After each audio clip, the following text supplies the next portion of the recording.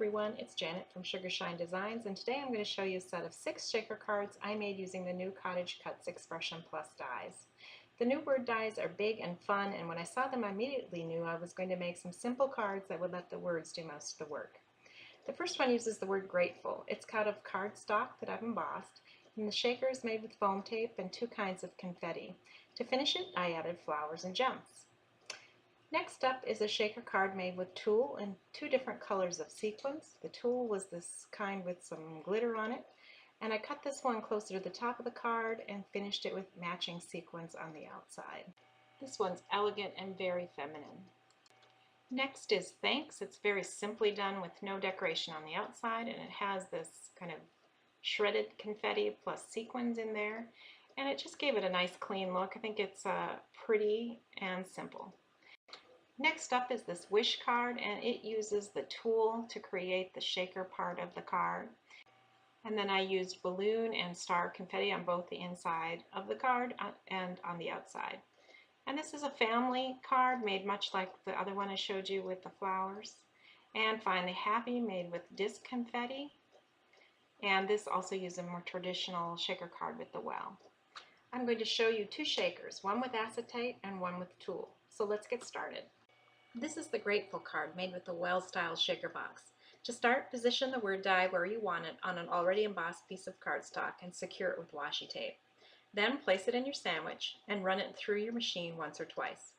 With my Cuttlebug, I ran it back and forth 4 times to ensure I got a perfect cut, but I think that's because mine is really loose because I've used it so much. Your machine may not need that many times, but for me, this is what I found worked best. You can see that it cut out the word, leaving the negative space behind, which will be used as the open spot for the window in the shaker box. Now I need to determine where the shaker box will be on this card. I figured this out by eyeballing where the edges of the well of the shaker box can be placed and not be seen through the word window. So I lightly draw a rectangle with my pencil and just make sure the marks don't show anywhere from the front. The lines are then my guide for placing strips of foam tape to create the well that will hold the confetti. The well is formed with 3M double-sided foam tape.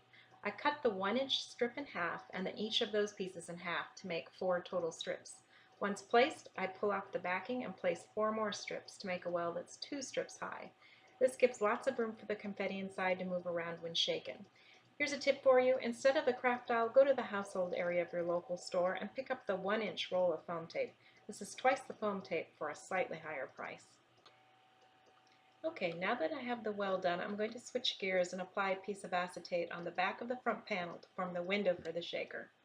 I happen to use Transparencies from the office supply store for most of my shaker cards, but if you don't have that, you can recycle packaging from other craft supplies that you buy. You can either use the rigid plastic packaging or the flexible plastic that is the most common on the supplies we crafters use. And I attach that with just some simple 2-sided tape. And now it's time to fill up my shaker well. I typically use sequins, seed beads, and party table confetti in different styles for shaker cards. In this case, I'm using party table confetti. It's inexpensive and there's surprising variety out there. Here I'm using circle confetti and adding some stars in varying sizes and colors. And last I added shredded confetti, which is very different and adds an element of fun to a celebration card like this one. So this well is pretty much ready to go. I'm just going to straighten that out and flatten it or spread it out so that it's not sticking up anywhere. And next I can start putting the 3M foam tape around the edges of the card. So I'm going to put this on top of the well. And I'll need to make this 2 layers as well, because remember the well was 2 layers deep. And it needs to be the same height. So you'll see here I'm just putting on all those pieces of foam tape and then peeling them off. Now one thing I didn't realize when I was doing this is that I could not have foam tape on that left side, so what I did was removed it because the well already is there. So you see I took it off on the one side but left it on the other. And then it's a matter of centering the card over the top just as you had marked it out earlier and pushing down around that well so it's nice and tight. And that finishes the shaker part of this card. At this point you could call it done, or you can continue to decorate the outside as I did. I chose to use some Prima flowers in different colors.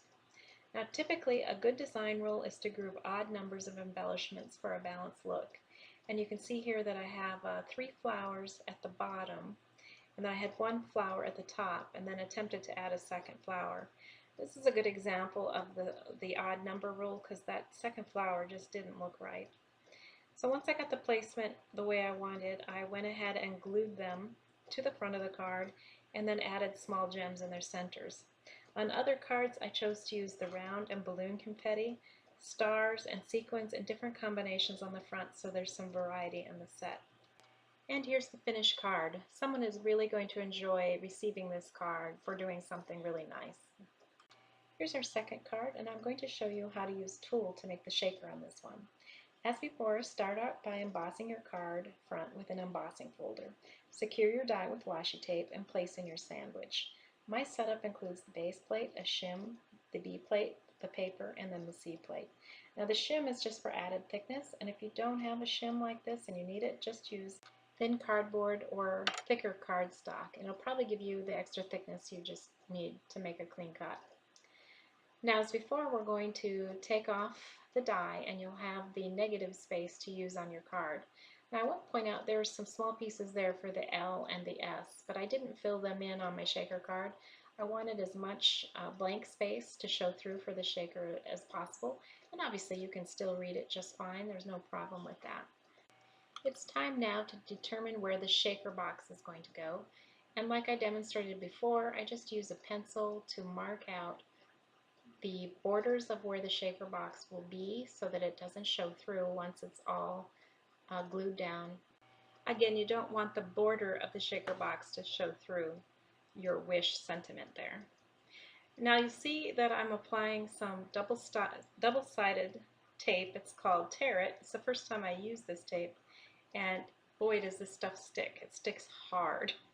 And I did struggle a little bit with it. I can tell that this is really good stuff, and it's just going to take me a little practice to get good at using it. But I did, as you can see here, struggle just a little bit with it. But once I got it in place, then all I need to do is take off the backing paper, and that's going to provide a very sticky surface, which is very important for this style of tulle card, because the tulle needs to stick in place around that rectangle in order to contain all the confetti and bits and pieces we're going to put inside it. So here I am applying the confetti and pushing that down into the adhesive. And then the fun part, we can add these cute balloon confetti, which I thought was fun for a wish card, and I also added some tiny bitty gold stars to again add just a little bit of celebration more to this card. Now, with the tulle style, the card is very flat. So the advantage to this is that you can put it in the mail. There's virtually no additional thickness caused by this style.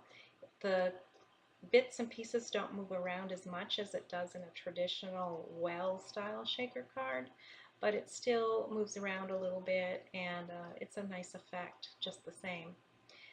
So to finish this off, I just need to add the double-sided adhesive to the front of the card and then position that so that the confetti shows through as was planned, and really it's done. It's really fast and simple to make this style with the tulle. And the tulle is fun and different. It's kind of somewhat new. I've just started to see people using tulle, but it makes a lot of sense and it adds a nice little touch to a card. So just like in the others, I decided to use some of the matching confetti, in this case the balloons and some stars on the front. It's a clean and very cheerful look. I really think these 6 cards turned out great, and the shaker cards are really fun as well. Thanks for joining me today, and I hope you'll go and check out these great Expression Plus dies from Cottage Cutz. I'll be back soon, but until then, keep crafting.